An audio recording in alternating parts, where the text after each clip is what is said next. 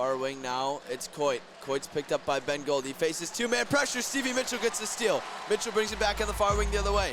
He looks to slow things up, kicks back out to Cam Jones, drives, and he gets the layup to go. This is the K1 and Stewie Show. What's going on, everybody? Welcome back. Episode 2. Hope you enjoyed episode 1. I know I had a great time filming that one. If you haven't seen it, still YouTube, Spotify, check it out at the K1 and Stewie Show. But yeah, it feels great to be back in the studio, especially after Monday night's win. It felt great to be back out there, especially with, my boy K1. Man, shout out Stu, man. He do a lot of stuff, that goes into winning that, a lot of people take for granted. And, I'll never take that for granted a day in my life. We got another test coming up this Friday, student-only game in the Owl. I know that's going to be rocking, man. I remember that one we had our sophomore year, boy. Yeah. Lord have mercy. That's one of my favorite games. I remember it. Man, that was loud. Too loud, bro. We're gonna need some hand signals for Friday because it gets real hand signals rocking in there. But in honor of our student-only game on Friday, we're gonna do some fan engagement questions that you guys responded to on our Instagram. And if you didn't respond and don't hear your question, tap in on our Instagram at the K1 and Stewie Show for future episodes to let your voice be heard. Yeah, you know what I'm saying? We don't do it on purpose. We ain't miss you on purpose, you know what I'm saying? We just pick, a few random ones and keep suggesting your stuff and we're going to get to you. To jump into our energy generating questions. I like this one, Stu. I ain't going to lie. I really like this one. It ain't really even no question. It's 2 truths and a lie. 2 truths and a lie? But you're going to go first. I don't know how much you can come up with that's going to get me, but let's see if you got something. Let me think. 2 truths and a lie. 2 truths and a lie. Should I start with my lie? Should I put my lie in the middle or should I put my lie last? You can do whatever you want. I don't think you're going to get me to it. Number 1, let's say,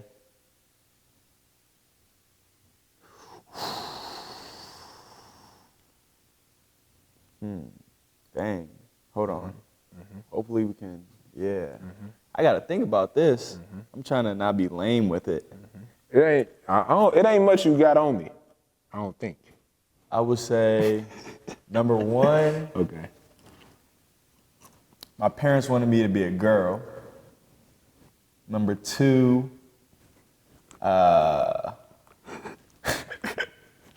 number 2,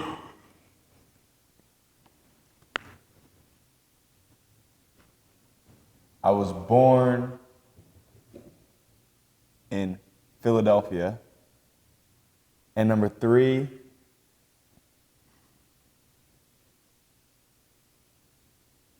I was bit by a cat when I was younger and got really sick. I'm going to go with the lie being that first one. What?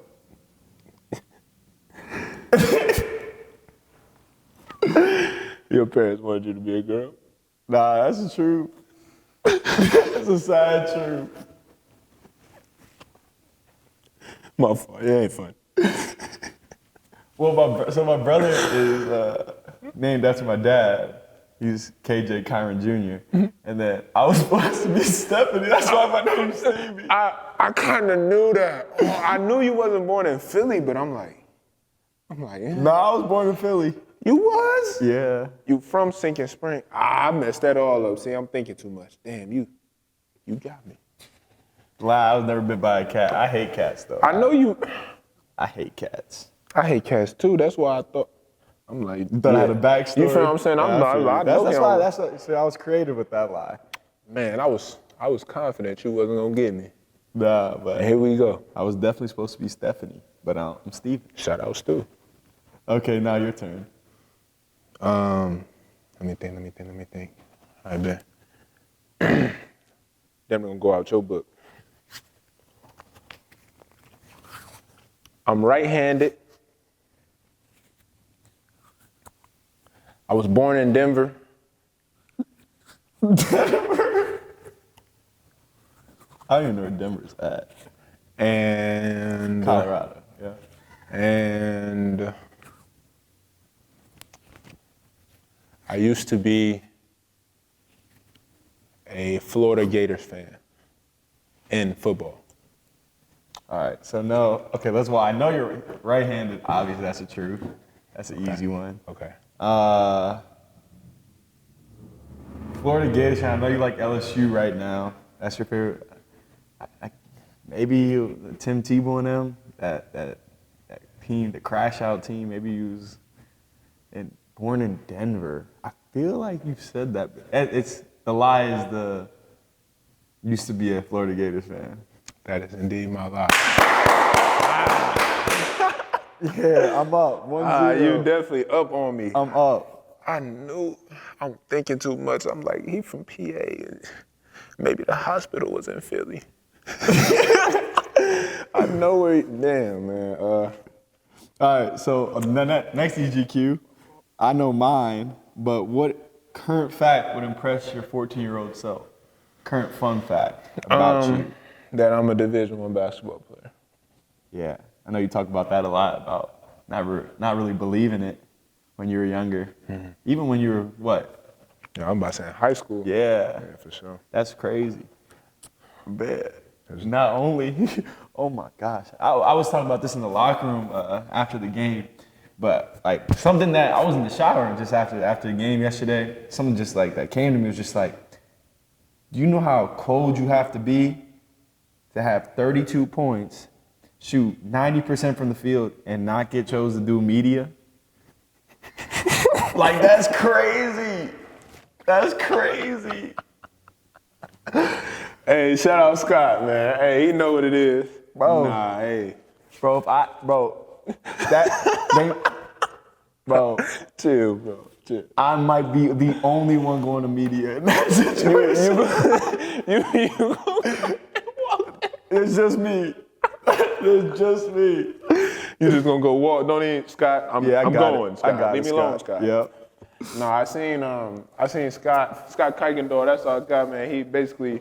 He do a lot of stuff for our program, but after every game, you know, he comes and gets in the locker room who is chosen to go to media. And Chase's locker is right next to mine, so I seen him walking over to me. Well, not to me, but like towards my direction. And he walked right by me, and I knew right then and there I was good. He went right to Chase. He said, "Chase, you and Kate." I'm like, okay, shout out Scott. Shout out Chase.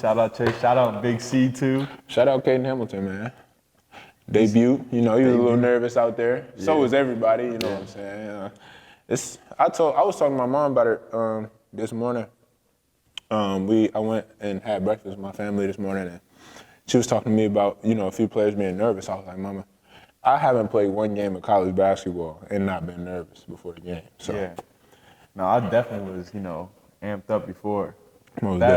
I mean, the coolest thing for me is just watching the younger guys, especially Caden, who redshirted last year, just working on just establishing themselves. Just seeing that whole last year, seeing everything he went through, working out every day, you know, he didn't want to. Yeah. Well, nobody really want to go through that. Yeah, but my fun fact would be that I know magic tricks. You do know and magic tricks. And you do know magic tricks. Have my cards here with me. Chill, Stu. So. Okay. So. What you gonna do? Let's get to the money. All right, so I'm gonna shuffle the cards real quick. Okay. Oh, hold on, we good. You good? Let's lock in. Shuffle. All right. We good. We're gonna shuffle the cards real quick. Mm-hmm. All right. So now I need you to pick a card, any card off the deck. Show the camera. Show the camera. Look away from me now. All right. I'm not looking. Put it on top of that deck when you're done. We good? Okay. Yes, sir. All right, bet. I'm gonna put these here. And now I'm gonna cut the deck. Tell me when to stop. You stop right there. All right, cool. All right, now give it a little magic. Let me get the lucky touch. All right, so we're gonna use the aces to find your card. Mm-hmm.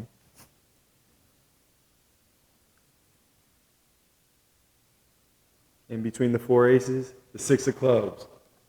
What's your card? How you did that, Stu? How you did that?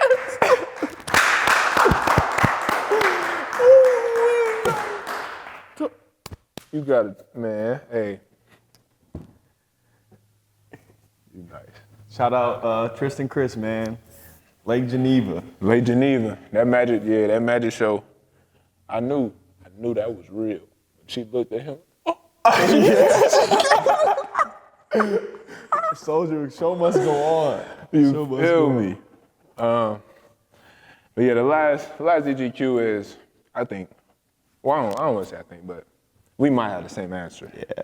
Who's the most famous contact uniform? Coach. Shaka Smart. Yeah. Shaka Smart by far. Coach, by far. That's an easy one. Man, I be thinking people around campus love us until we walk around with Coach Smart. It's like we're not even there. Bro, even after like the intros, the starting five, they be like, it's fourth season, it's hey. I'm like, bro, they love this thing. Coach.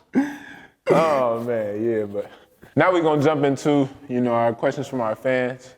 This is pretty interesting. I'm looking forward to getting into this.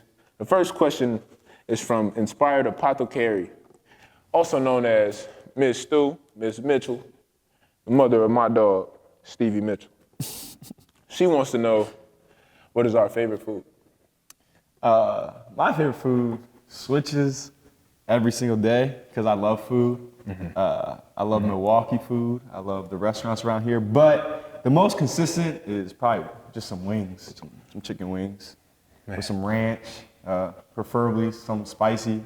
Yeah, that's probably the most consistent. I know you like the hot sauce. Yeah, need the hot. Need that hot sauce. My favorite food is definitely chicken wings too. Yeah. That's kind of simple. That's easy, you know what I'm saying? I'm just sitting here thinking, I can't believe I missed that. 2 truths and a lie. It's all right. We'll bring it back on another episode. Yeah, we got to, because I'm gonna think about it. I'm gonna get you at one. I gotta get my get back. All right. Our next question is from a username I don't know how to pronounce, but there's actually 2 questions. The first one is, what is the best pregame hype song for you? This season, me and Demarius, which is on our last episode of season 2, we actually got this song we have been singing since he got here the whole off season. It's called "Circle of Bosses" by Young Thug, and that's kind of been our little anthem that we've had going on. So, I heard you guys singing. Yeah, we were singing in the locker room before the game yesterday. Vibing to it. Yeah, I'm about to go with that one. Yeah, mine right now is Mirrors, Justin Timberlake. Yeah. I knew that. I swear I knew that. Man. I heard it in your headphones last night. It just puts me in the right mood. That song is so beautiful. That song is that is a perfect song. That's one of my top 5 songs of all time. Yeah, for sure. That's easy. And then their second question is, who's your favorite NBA player and WNBA player? My favorite NBA player right now is Steph Curry. Mine, outside of Omax, Oso, and Tyler, is Anthony Edwards. That's mine right now. Then WNBA, he nice. I gotta go with Caitlin Clark. I'm gonna go with Caitlin Clark too. We ain't seen nothing like that. At least I ain't seen nothing like that. She got in the gym range. If she in the gym, you need a die hand. Need a hand up. Or else you're gonna be taking the ball out the net. And getting subbed. To move on to the next question. James Larger wants to know, what's your favorite Shaka memory? That's a great one. There are a lot. There are some that would fit this, and then some, more intimate to all of us. You feel what I'm saying? My favorite Coach Smart memory.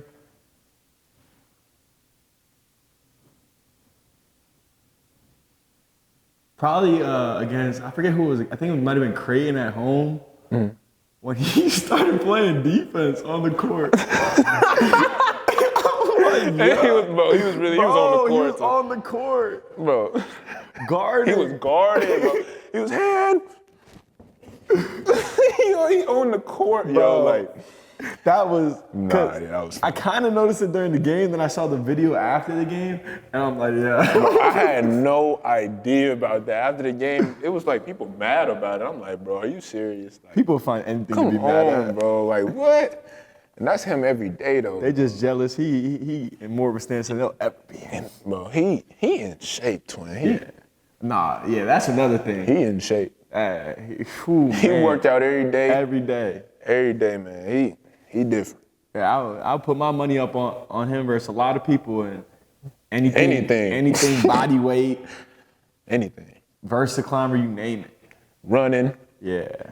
Shout out Coach Smart. Yeah, his competitive spirit. Oh my gosh. He ain't trying to lose. He's the most competitive person I've ever met. I've ever seen. He really he despises losing. Yeah. He despises losing. My favorite shocking memory is, I'm gonna go back to freshman year. Man. I didn't know what you could say. Man, my defense. My defense freshman, my freshman year and but freshman off season, my defense was wicked. It was terrible. My defense was terrible. And coach was like Tyler, didn't even make a move, caught the ball, ripped, went by me, and laid the ball up. And coach stopped the whole practice. He was like, Cam, wouldn't it be a shame if the reason you didn't play was because of defense? He was like, on offense, you do some good things for us. You help us on offense.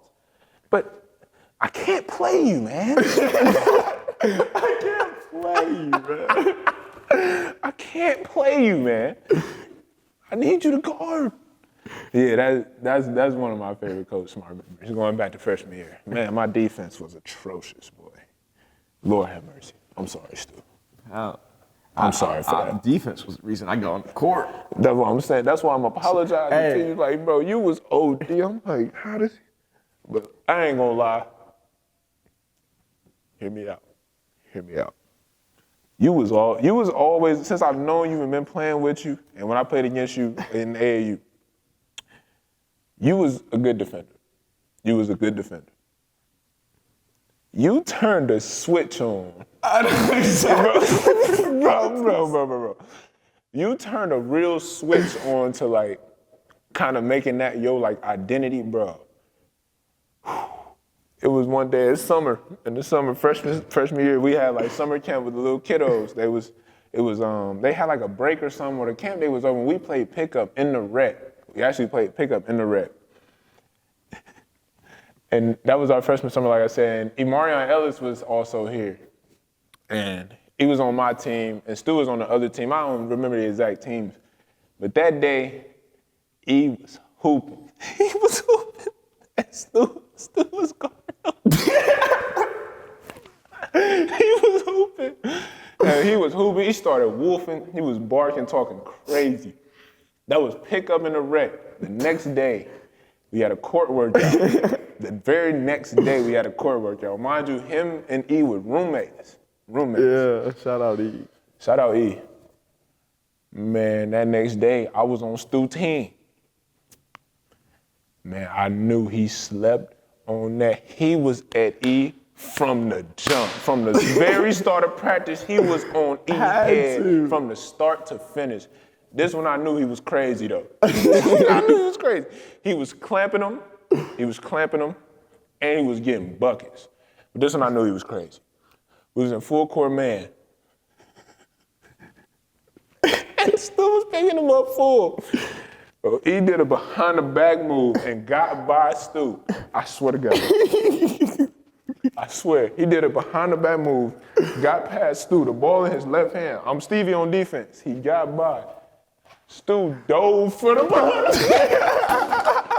Oh my God.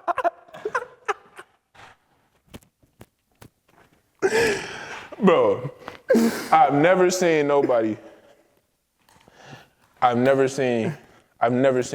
dive. Never seen nobody dive for it behind the back. He was by him, and he dove for the ball and fell face first. I said, yeah, he slept on that. We have a deflection culture. You slept on that. You went to sleep thinking about that because He was right across the hall. You was and you know killing how him. he is. He gonna continue to talk about He it was the rest barking, of the day. boy. He was barking. And man, that was that was crazy. Yeah. Yeah. That was crazy. That was funny. That's every time we talk about that. Yeah. That was an event. But the next question from Noah RH120. He wants to know who your favorite locker room guy is. Favorite locker room guy. We got a lot of characters in the locker room. With both of us being one, obviously, but this specifically this year and recently, Josh Clark is he up there, man. I'm gonna go with him or Caden. I'm gonna give it to Josh for sure. But Josh is one of the funniest dudes for sure. Josh is funny. And he's so tall. Bro, he just walk around 7'1", bro. Like just goofy. Lanky. Funny. Jokester, trickster. Always laughing for sure. Mine, I gotta go with Big Duke, Al. That's Al a good Amadou. one. That's a great one. Shout out Al. Shout out Al. He got a special energy about himself that not everybody has, and he brings just positive vibes, good vibes every day. Whether practice went great for him or went bad for him, next day he's gonna be in the locker room, asking everybody how their day is going, and just being a bright spirit for everybody. So I say Al, and he be getting us turned as well. So. He does. Yeah, that's actually a great answer. That's a very good answer. Shout Al out Big Dude. Got some great energy. So yeah, moving on. At Softy.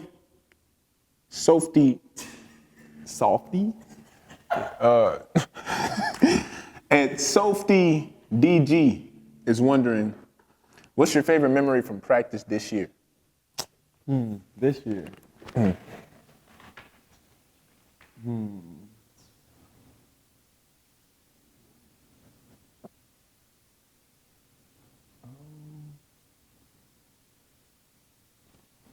Favorite memory from practice this year. That's a good one. I'm sitting there thinking about that magic trick. You nice, boy. I appreciate that. You nice. I got a few more in the bag. I know that. From this year, I would probably say, honestly, it comes from a practice where I wasn't even really practicing, because I was just on the side, and it's but it just Sean. I think Sean has been the highlight of all our practices. Just being on the side. Bro, he trolling every day, every practice, every workout, talking crazy every day, bro. So I was on side. We were on different teams, cheering for different teams. And me and him were just going back and forth. And the team I was on, we were winning. So he was, how he gets dead silent. When he losing, he ain't saying nothing. If he winning, he is barking, boy. It's hilarious. It's pretty funny. So Sean was just being quiet. And then they finally won a drill. And then he just starts talking crazy. I'm like, Sean. So that was just funny. And I think that was you were going crazy in we did the very thing at the very end. The 4-minute game at the very end. Oh, yeah. He was on the bike? He was on the bike. And then he was just also hating on his own team. I was about to say, I scored a layup. Sean on the bike. He said, that's too easy. Yeah, Sean is a very funny dude. Sean is pretty funny. Sean is hilarious. But next question, Matt B142. What does a typical game day look like for you, and what is the schedule like on a road trip? Well, I'm just gonna answer the road trip part, I guess. The road trips are actually they're one of my favorite parts of the season. After the practice, we get on the bus, go out to the airport, fly wherever we going, we get there, we have a nice little team dinner, have a nice little team meeting, and then we go to what we call late night or a night shooting. If you want to, you can go to wherever the school we're playing, has for us to shoot. Sometimes it'll be in the arena. Sometimes they'll be in their practice facility. Sometimes they'll just be in a, local, college in that area that we can just get in and shoot. Night shooting is that's one of my favorite parts of the season. Getting in there with those people. Sometimes it'd be some competition, one-on-one. Just shooting competitions, and some laughs, having fun, getting ready for the game. And then you wake up, have breakfast, do whatever you need to do, depending on what time the game is. Yeah. Go to the game. Road trips are always fun. Get on that plane, landing, enemy territory, going to kick some doors down. I remember one night you was like fighting waking up on the plane when we had landed. Oh, you yeah. knew we landed. I'm not getting up till I have to. Well, you didn't want to get up. That was hilarious. My fault. Yeah, but I mean, game day is simple. We just have shoot around, probably like 4 hours before the game. After shoot around, we'll just chill. If it's at home game, we'll stay at Fiserv until the game. If it's away game, we'll go back to the hotel, chill, and then warm-ups, get ready, locker room, court back and forth, and then it's go time. So it's pretty simple. After shoot around, we'll have some food. Both are good times, but definitely road trips are a lot of fun. Home games are nice too. You go to class, do the typical stuff in the day you need to do, take care of. I guess that's a plus of the road trip. Day off of class, you know what I'm saying? But home, you go to class, do whatever you need to do. Eat, make sure you put the right stuff in your body. Go to shoot around and, eat, lay down, chill for a little minute, sleep if you want to. And by that time, it'd be game time, it'd be time to go. So next question we're gonna jump into at Sam.Guts wants to know what's the most hostile opposing college basketball environment that we've been in. Connecticut. Yeah, we're gonna go with. Is it UConn. Yeah. I was thinking, I don't even care that much to say it, but UConn. Yeah. That's definitely a tough place to play. But Expected from high level team. Yeah. I'm looking forward to going in there though. Bro, I'll never forget, bro. I'm usually like, after we lose, like I'm destroyed. Like I don't smile for days or until we get that off our mind. But bro, one time we lost to UConn. I think this was sophomore year, and we were on the bus leaving, and all their students are like outside of our bus, like sticking up the middle finger, whatever, being normal students. Taunting, they won, they could do whatever. Nah, they was wolfing outside the bus. We was at of course we had a red light. Yeah, so right outside the arena. We're just ready to move, and they're doing that. Bro, Father. He's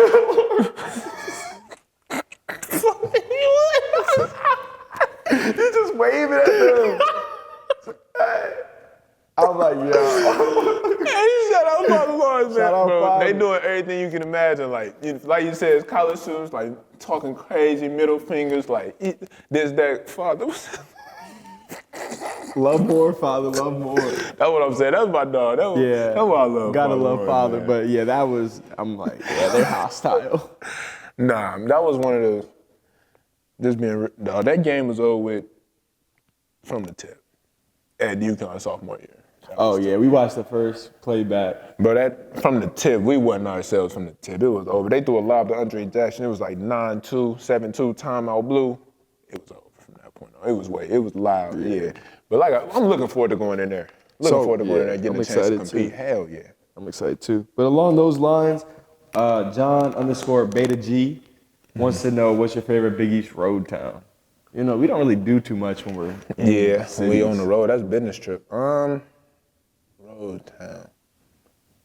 I don't even know nothing about no Big East road town. Yeah, I would just go with the Big East tournament, Madison Square Garden. Yeah, That's the most fun environment, I'd say. Mm-hmm. Especially when you advance. Yeah, winning in the conference tournament in New York is definitely very great feeling. Yeah, but we don't really straight business when we are on the roads. Like we're not going places, hanging out, going out, anything like that. We're just going to the hotel, going to shoot around, and going to the game, watching film, whatever it takes. Yeah, that's all business. If we're not going to the game or the arena, the only time we'll go anywhere else is night shooting. That's what we were talking about. That's optional. Not everybody goes to it. All right, bet. This is our last question. We got at Ben Schultz 52. How does Thunderstruck and the fans clapping get you in the zone for home game? I mean, it's really, every time I'm just grateful every time like that happens and I look around and everybody's so into it and I'm just like grateful. I'm like, man, all these people are here to watch us play, whether that's, you know, for their entertainment, to inspire some young hoopers, whatever it may be. It's just a lot of people who care about what we're doing. So that's just like, it's just really cool. And then, you know, the song is an all-timer. The claps are, you know, it's just lit. Yeah, it's tough. It's crazy. It's just lit. It's just, I'll be ready to go after that. That's when you really know the game's about to start. And, you know, everything's out the window once you start hearing that song, like rankings, You know what I'm saying? how you did last game, who you're playing, everything is just out the window. It's about who's better in this, however long in this, 40 minutes, who's the better team? That's the team that's gonna win. So that's when, you know, it's just go time. That's it, man. It's crazy how big of a misconception that is. Like, people tend to look at who's the better team. Who you think is the better team doesn't matter outside of the 40 minutes you get to play. Yeah. And that's the only thing that matters. But yeah, Thunderstruck, hearing that, that's one of my favorite songs. Hearing the, like how the fans be in it, and you hear the thunder, all that. Yeah, I can't even explain it because that's not even typically my type of music. But just hearing that and seeing how the fans be into it, and it really gets you ready to play. It's like, Yeah. It's tough, very tough. Yeah, that's one of my favorite memories about the home game. Yeah, but I mean, that's all we have for this episode. We're excited, you know, for student-only game Friday. I encourage all students to pull up. If you're tuning in, pull up. There's nothing like it. My experience sophomore year, you know, we've been excited to, you know, have a game like this again. So I know he's excited. I know I'm excited. I know we're excited. It's on us, you know, to get ready for it. We got a good opponent coming in, and we got to be ready to go so we can, you know, take care of what we need to take care of. Yeah, most def, man. I'm looking forward, you know, to this next challenge we got Friday and getting better in practice tomorrow. Watching film and doing what we got to do to, you know, prepare. Yeah, them student-only games, you know, this is our second game in the aisle. It really is. Like you said, it's nothing like it, man. We appreciate y'all. Appreciate the fans and the students, you know, for supporting us and being there for us, man. And, you know, if you're tuning in, we also appreciate that, too. At K1 and Stewie Show on all social media platforms, you know, Instagram, Twitter, you know, go get at us. We're going to keep providing content for y'all, bringing good stuff out for y'all. But, yeah, man, appreciate y'all for tuning in. And stay tuned. We got a lot of good stuff coming, and we'll see y'all on the next episode. Love. Let's get it.